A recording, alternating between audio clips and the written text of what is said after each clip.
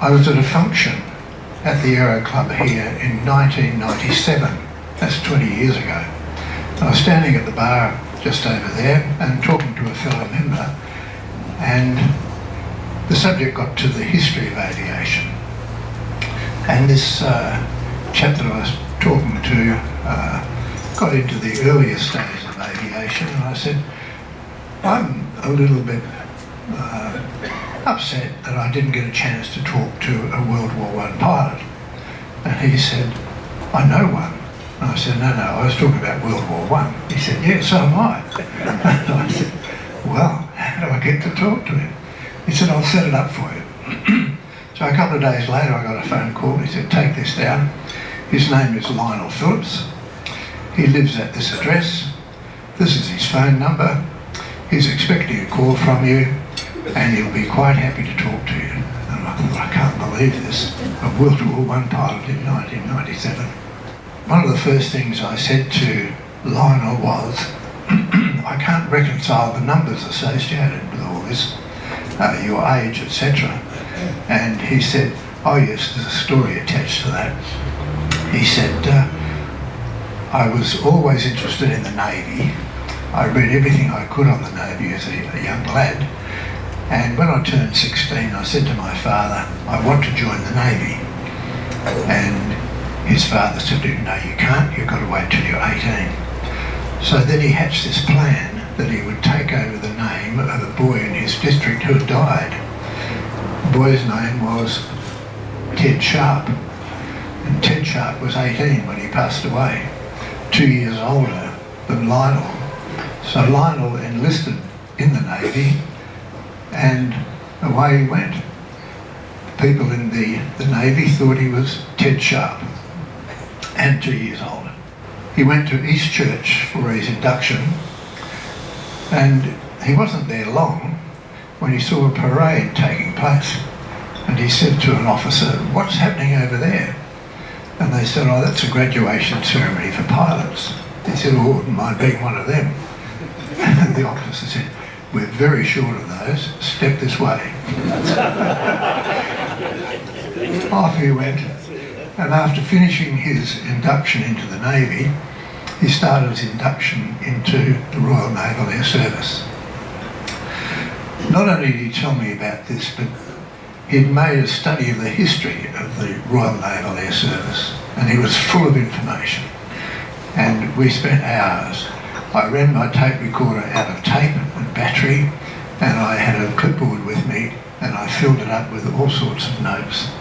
And it was these notes that I discovered just a couple of weeks ago, which gave me the idea of presenting Lionel's story.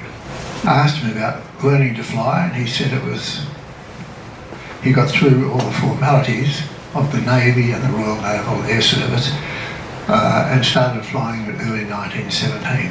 It took him a couple of months, maybe 3, to fly solo. He flew, to get his licence. He flew solo in a Farman pusher, and we had a discussion about the rotary engine and the gyroscopic effect in turns, etc. He said that halfway through his training, he moved on to the Avro 504, and he thought it may have been a K model, and he said that the world changed completely for him with the Avro 504 because it was a delight to fly. After finishing his training, he became a lieutenant, flight lieutenant, and moved into bigger aircraft, and they concentrated on patrols and rescue missions, and he flew both land planes and float planes. So he was still only 17 by the time he'd got onto these aircraft, just a bit over 17. Sopwith Putt was one of his favourites, as was the de Havilland DH4. There's a photo of each of them on their floats, and he told me that he made 2 ocean landings in the DH4 to pick up downed pilots. The major problem with what he was involved in was German submarines sinking ships. And so he was involved in quite a number of exercises to steer rescue vessels to ships that were sinking or people in lifeboats or life rafts. He pounded me with the history of the Royal Naval Air Service, and he said, you wouldn't understand it at all until you know about these people, the 6 S's: Swan, Sharp, Suter, Short, Sampson, and the old man himself, Tom Sopwith. Evidently these people made an extra special effort to keep the Royal Naval Air Service going. There was friction within the government, the Admiralty and other people involved in all this, and so it was quite incredible as to what happened and what I learnt on this day. The second man there, Commander Swan, to keep the show on the road, purchased and donated 2 Avro 504s to the Royal Naval Air Service, as did many other people to keep the show on the road. In 1911, just going back a little bit, the government said, if you people are involved in ships, then instead of using aeroplanes, maybe you should use airships. And the two of them go together, ocean ships and airships. And so they decided to build a few, and this was about the 6th or 7th airship, the Mayfly. After that, assembled it and filled it up with gas. It was 3 tons overweight, so they started to pull bits and pieces out of it until they took it out of the hangar, or shed as he called it, and a gust of wind caught it and broke it in 2. And so the newspapers carried on by saying the Mayfly didn't fly. Speaking about history, I asked him what he did, and he said that he flew patrols over the North Sea. He was stationed at Felix Tower, and that was the area that he covered pretty well. He did cover other areas, but that was mainly where he was. The Royal Naval Air Service and the Royal Flying Corps joined together, and most people that I've read that they came together. But he said that the Air Force took over, and so it wasn't an agreeable arrangement of these 2 forces coming together. And so the new Air Force people said that the Naval Air Service pilots needed to undergo retraining. And he said, I don't think I need to be retrained. So he said, furthermore, I'm not Ted Sharp, I'm Lionel Phillips, and I'm not 18 years of age, and therefore legally I can't be in your service, and I bid you all farewell.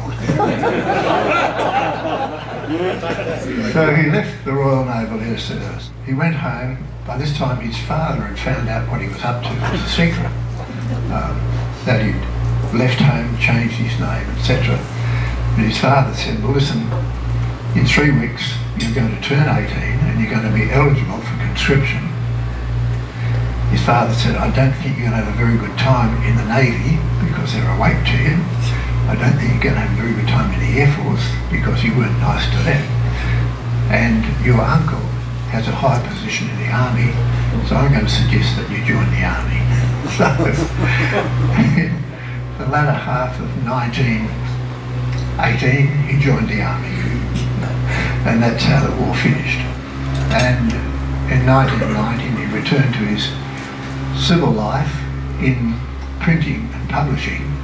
He joined the Royal Naval Volunteer Reserve and became very active in it because his love of the Navy had not diminished at all.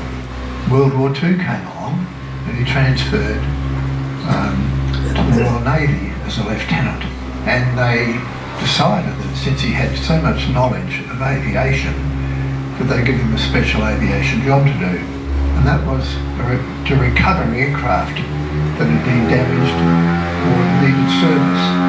He was allocated an aircraft and a pilot, so he did a lot of the flying, got his hand back in again, but never got a licence. This work took him around England initially, then around the Mediterranean, retrieving and recovering all manner of aircraft from all services. Those that could be were refurbished and put back into service or cannibalised, and he finished the war in Southeast Asia, doing the same thing. So there's mention of him being in the printing and publishing, and he set up his own business. It turned out that his wife wasn't well, so he thought that she needed a new climate, a better climate than the English one, and so he picked Western Australia, and they both moved to Western Australia. She passed away a couple of years after he arrived, so he'd spent 30 years on his own by the time I got to him. Such a marvellous day with him that I rang him a couple of weeks later and went back again for another meeting, which I enjoyed immensely. And then unfortunately, about a month or two later, I heard that he passed away. I thought it was a very sad day, and I was so glad that I had met the man and found out so much about him. It was a delight to have been in his company, and I hope you enjoyed what I've had to say about him.